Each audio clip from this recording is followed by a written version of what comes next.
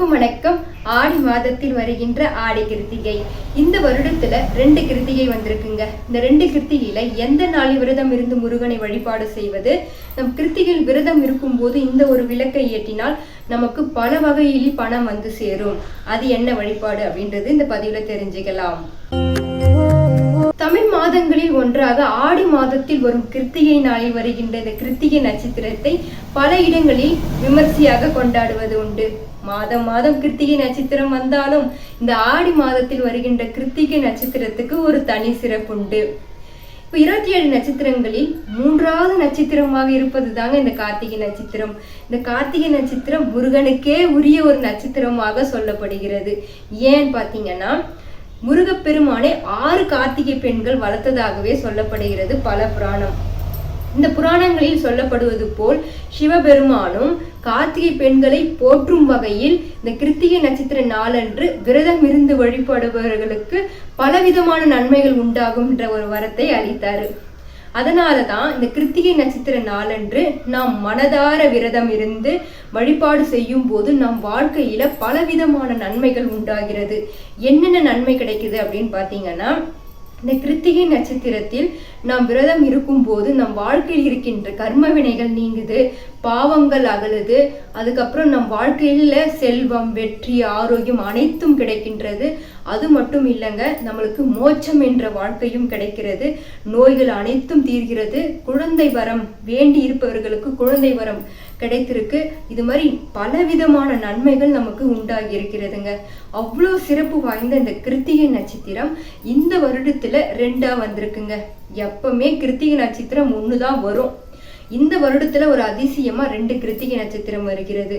அதனாலதான் பக்தர்களுக்கு என்னன்னு பாத்தீங்கன்னா, எந்த நாளில் முருகனுக்கு விரதம் இருப்பது, எப்படி இருப்பது, எப்படி விரதத்தை மேற்கொள்வது, நம்ம வேண்டுதல நம்மளுக்கு பலிக்குமா அப்படின்ற குழப்பங்கள் பக்தர்களிடையே ஏற்பட்டிருக்கு.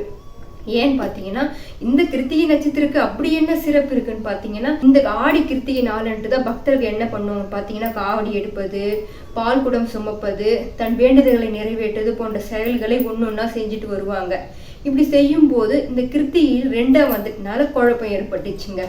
இப்போ இந்த குழப்பத்துக்கு தீர்வு தரக்கூடிய வழிபாடா இந்த பதிவு இருக்குங்க. ஸ்கிப் பண்ணாம பார்த்துட்டு வாங்க.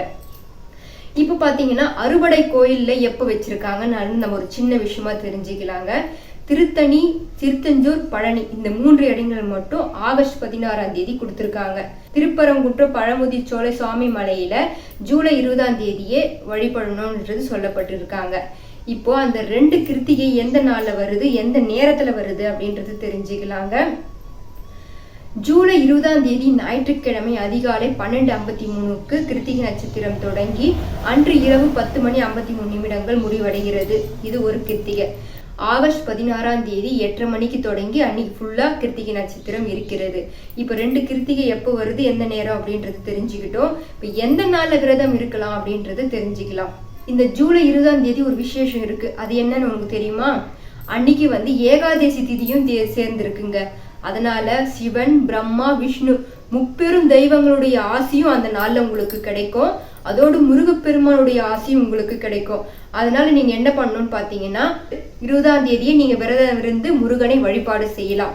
இப்போ ஒரு சிலர் என்ன சொல்லுவாங்கன்னு பாத்தீங்கன்னா, அன்னைக்கு எனக்கு உடல்நலம் சரியில்லாம போயிடுச்சு, அன்னைக்கு நான் மாதவிடாய் ஆயிட்டேன், இல்ல வெளியில போக வேண்டிய சூழ்நிலை வந்துச்சு, எங்க வீட்டுல கொஞ்சம் ஒரு பிரச்சனை வந்துருச்சு, அப்படின்னால எங்களால செய்ய முடியல அப்படின்னு நினைக்கிறவங்க தவறாம ஆகஸ்ட் 16ஆம் தேதி நீங்க விரதம் இருந்து முருகனை வழிபாடு செய்யலாம். இதுல எந்த ஒரு தவறும் கிடையாது. நீங்க 2 நாளுமே முருகனுக்கு கிருத்திகை நட்சத்திர விரதம் இருந்து வழிபாடு செய்யலாம். இப்போ நம்ம 20ஆம் தேதி செஞ்சவங்க 16ஆம் தேதி இருக்கக்கூடாதா, இல்ல 20ஆம் தேதி செய்யல நான் 16ஆம் தேதி இருக்கிறேன் அப்படின்னு இருக்கலாம். இல்ல 2 முறையும் நான் இருக்கிறேன் அப்படின்னு நினைக்கிறவங்க கூட இருக்கலாம். அப்படி இருந்தா உங்களுக்கு இரட்டிப்பு பலனே கிடைக்கும். அதனால நீங்க 2 நாள்ல ஏதாவது ஒரு நாளும் இருக்கலாம், இல்ல 2 நாளும் நீங்க விரதம் இருக்கலாம். உங்க விருப்பம் தான். உங்க நேரத்திற்கு தகுந்தாறு போல நீங்க விரதத்தை மேற்கொண்டு முருகனை வழிபட்டால் உங்க வாழ்க்கையில பலவிதமான செல்வங்களும் வசதிகளும் வந்து சேரும். முருகப்பெருமானுக்கு எந்த நாள் விரதம் இருக்கணும் அப்படின்றது தெரிஞ்சுக்கிட்டீங்க. என்ன நற்பலன்களை கொடுப்பாருன்னு தெரிஞ்சுக்கிட்டீங்க. எப்படி விரதம் இருக்கணும், எப்படி அந்த விளக்கை ஏற்றணும் அப்படின்றது தெரிஞ்சுக்கலாம். இப்போ பார்த்தீங்கன்னா, இப்போ கிருத்திகை நட்சத்திரம் வந்து நம்ம ஞாயிற்றுக்கிழமைனால நம்ம எல்லாம் அதுக்கு முன்னே வீடெல்லாம் சுத்தம் பண்ணி க்ளீன் பண்ணி வச்சுருப்போம். அன்றைக்கி அதிகாலையிலே எழுந்து வீடெல்லாம் குளிச்சு முடிச்சிட்ட பிறகு முருகருக்கு உண்டான படையல்களை நம்ம ரெடி பண்ணி வச்சுக்கலாம். ரெடி பண்ணி வச்சுட்டு நம்மளுக்கு படையல் போட்டு விரதம் இருந்து அன்றைக்கி ஒரு தீபம் ஏற்றணும்னு சொல்லியிருந்தோம். அது என்ன தீபம்னு பார்த்தீங்கன்னா மாவிளக்கு தீபம் தான். மாவிளக்கு தீபம் நம்ம ஏற்றும் போது நம் வாழ்க்கையில் இருக்கின்ற பிரச்சனைகள் அனைத்தும் படிப்படியாக தீரும்.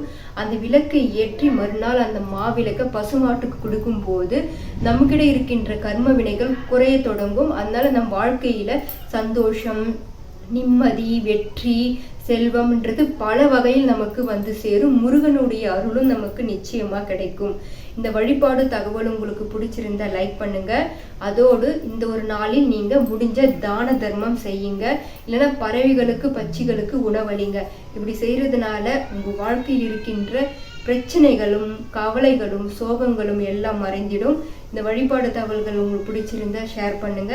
இந்த சேனலுக்கு சப்ஸ்கிரைப் பண்ணுங்க. நன்றி, வணக்கம்.